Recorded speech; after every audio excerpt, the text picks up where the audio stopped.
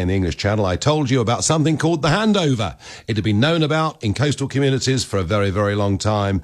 I'd heard about it, and I'd really wondered when at some point one of our big TV companies would go out there and expose this, but nobody chose to do so. So I went out and did it myself. Now, of course, as ever, whenever I do something, there are people that shout out it's not true and I'm lying and all the rest of it. But I explained to you last night here, and it was the first time the British public have heard this, how the French Navy, in many cases, escort those inflatable ribs from French waters into British waters and then literally hand them over to the UK Border Force, who say things on the radio like, thank you for your assistance. The whole thing is an outrage. It needed to be exposed. I did so yesterday, and to my delight, Mark White, the Home Affairs correspondent for Sky News, put this report out this morning from the English Channel where he witnessed himself the handing over of illegal migrants to the British Border Force.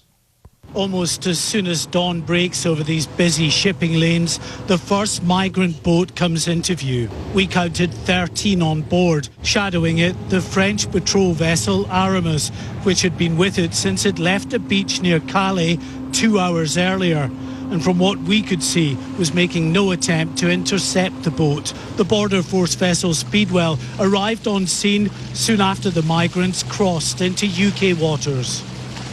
We can see the French patrol boat Aramis circling the area, while the Border Force vessel Speedwell is now down in front of the migrants' boat. They've just got them to stop their engines. They're about to try to get the migrants from that boat transferred onto their vessel. And confirming that was fishing boat skipper Matt Coker, who said the handing over of illegal vessels is common. To be honest, that's not the first time I've seen that. It's quite regular. You know, that they don't seem so interested in stopping the vessels as they do sort of escorting them across. So the cat's out of the bag. That is what happens. Despite the fact we've given over £50 million to the French to stop this trade, they, in many, many cases, escort these vessels into British waters. We pick them up, and that means they can stay in the United Kingdom forever.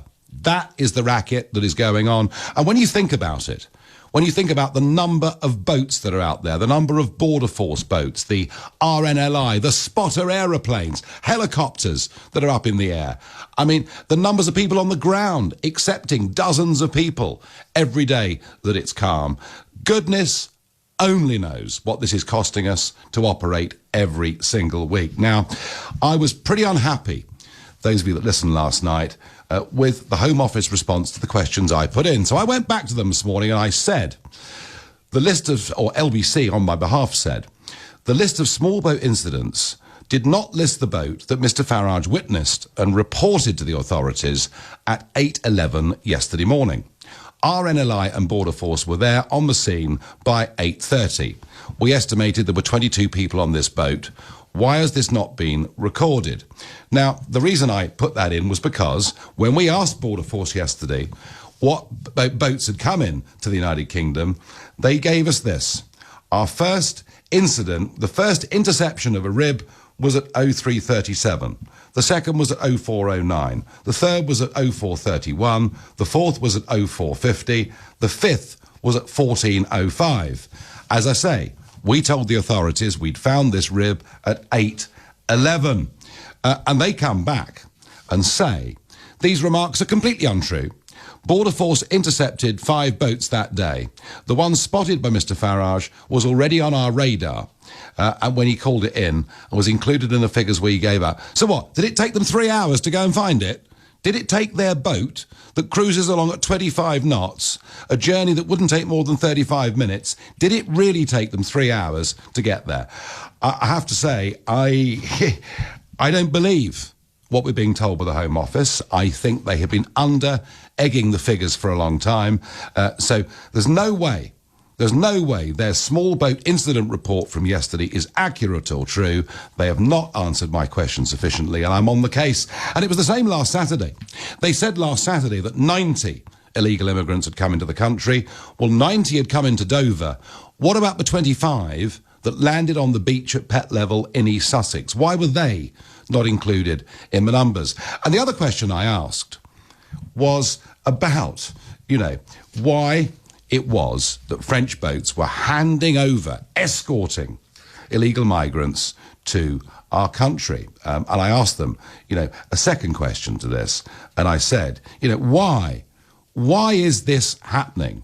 And Border Force come back on that, and they tell me that under international law, the perseveration of life is paramount. They can't even spell these people. I think they meant preservation.